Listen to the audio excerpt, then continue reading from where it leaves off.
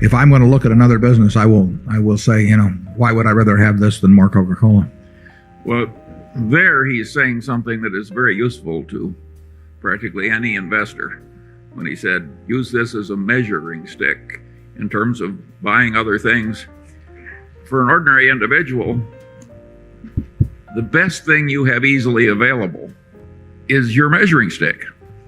If the new thing isn't better than what you already know is available that hasn't met your threshold, then that screens out 99% of what you see, and it's an enormous thought conserver, and it is not taught in the business schools by and large. No, and that's why we think it's slightly nuts when big institutions decide, because everybody else is doing it, to put 4% of their money in international equities or 3% in emerging growth country, some damn thing like that. I mean, the only reason to put the money in there is if they measured it against what they're already doing.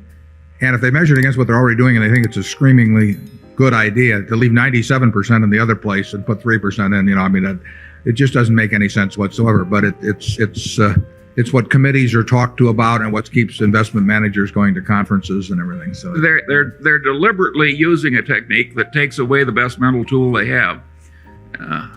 You can say this is nuts, and you're right.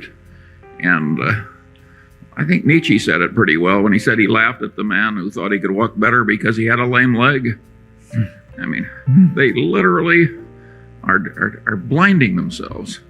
And then they're teaching our children how to do this in our own business schools.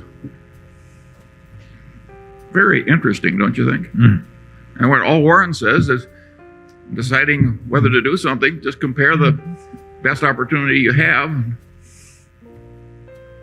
If that one is better and you're not taking it, why would you do this?